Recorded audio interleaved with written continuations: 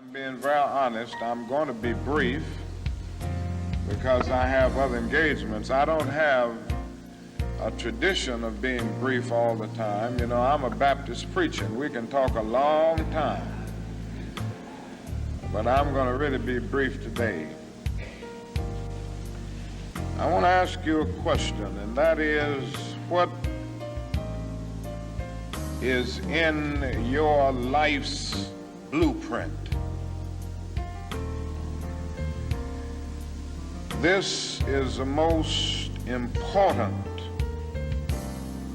and crucial period of your lives, for what you do now and what you decide now at this age may well determine which way your life shall go. And whenever a building is constructed, you usually have an architect who draws a blueprint. And that blueprint serves as the pattern, as the guide, as the model for those who are to build the building. And a building is not well erected without a good, sound, and solid blueprint. Now, each of you is in the process of building the structure of your lives. And the question is whether you have a proper, a solid, and a sound blueprint. And I want to suggest some of the things that should be in your life's blueprint. Number one in your life's blueprint should be a deep belief in your own dignity, your own worth, and your own somebodyness. Don't allow anybody to make you feel that you are nobody. Always feel that you count. Always feel that you have worth. And always feel that your life has ultimate significance. Now that means that you should not be ashamed of your color. You know, it's very unfortunate that in so many instances our society has placed a stigma on the Negro's color. You know, there are some Negroes who are ashamed of themselves. Don't be ashamed of your color. Don't be ashamed of your biological features. Somehow you must be able to say in your own lives and really believe it, I am black but beautiful. Secondly, in your life's blueprint, you must have as a basic principle the determination to achieve excellence in your various fields of endeavor. You're going to be deciding as the days and the years unfold what you will do in life, what your life's work will be. Once you discover what it will be, set out to do it and to do it well. And I say to you, my young friends, that doors are opening to each of you. Doors of opportunity are opening to each of you that were not open to your mothers and to your fathers. And the great challenge facing you is to be ready to enter these doors as they open. Ralph Waldo Emerson, the great essayist, said in a lecture back in 1871 that if a man can write a better book or preach a better sermon or make a better mousetrap than his neighbor, even if he builds his house in the woods, the world will make a beaten path to his door. That hadn't always been true, but it will become increasingly true. So I would urge you to study hard, to burn the midnight oil.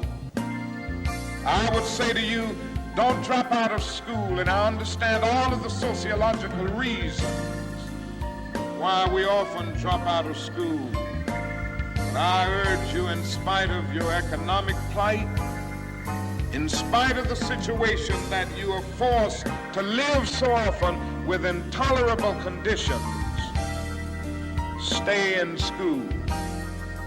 And when you discover what you're going to be in life, set out to do it as if God Almighty called you at this particular moment in history to do it. And just don't set out to do a good Negro job, but do a good job that anybody could do. Don't set out to be just a good Negro doctor, a good Negro lawyer, a good Negro school teacher, a good Negro preacher, a good Negro barber, a beautician, a good Negro skilled laborer. For if you set out to do that, you have already flunked your matriculation exam for entrance into the University of Integration. Set out to do a good job, and do that job so well that the living, the dead, or the unborn couldn't do it any better. It falls your lot to be a street sweeper. Sweep streets like Michelangelo painted pictures. Sweep streets like Beethoven composed music. Sweep streets like Leontine Price sings before the Metropolitan Opera. Sweep streets like Shakespeare wrote poetry. Sweep streets so well that all the host of heaven and earth will have to pause and say, here lived a great street sweeper who swept his job well.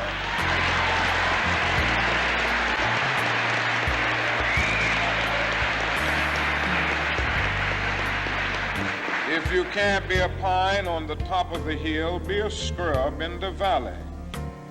But be the best little scrub on the side of the rill. Be a bush if you can't be a tree. If you can't be a highway, just be a trail. If you can't be the sun, be a star. For it isn't by size that you win or you fail. Be the best of whatever you are. All of them came to tell us that we can be somebody, and to justify the conviction of the poet, fleecy locks and black complexion cannot forfeit nature's claim. Skin may differ, but affection dwells in black and white the same. If I were so tall as to reach the pole, or to grasp the ocean at a span, I must be measured by my soul. The mind is the standard of the man. Finally, in your last blueprint must be a commitment to the eternal principles of beauty, love, and justice. Don't allow anybody pull you so low as to make you hate them. Don't allow anybody to cause you to lose your self-respect to the point that you do not struggle for justice. However young you are, you have a responsibility to seek to make your nation a better nation in which to live. You have a responsibility to seek to make life better for everybody. And so you must be involved in the struggle for freedom and justice. Now, in this struggle for freedom and justice, there are many constructive things that we all can do and that we all must do. we must not give ourselves to those things which will not solve our problems. Yes, our slogan must be, learn, baby, learn, so that we can earn, baby, earn.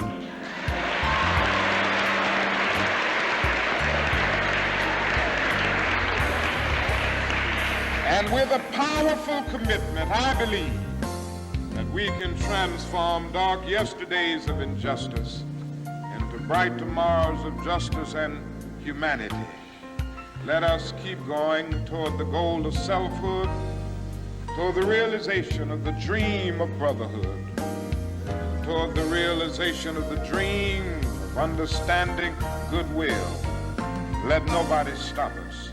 I close by quoting once more the man that the young lady quoted, that magnificent black bard who is now passed on, Langston Hughes. One day he wrote a poem entitled Mother to Son.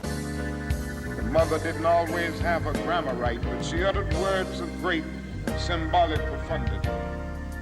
Well, son, I'll tell you, life for me ain't been no crystal stab. It's had tacks in it, boards torn up, places with no carpet on the floor, bare. But all the time, I's been a climbing on and reaching landings and turning corners and sometimes going in the dark where there ain't been no light. So boy, don't you stop now. Don't you sit down on the steps 'cause you finds it's kind of hard, but I's still going, boy. I's still climbing. And life for me ain't been no crystal stair. Well, life for none of us has been a crystal stair, but we must keep moving. We must keep going. If you can't fly, run. If you can't run, walk. If you can't walk, crawl, but by all means, keep moving.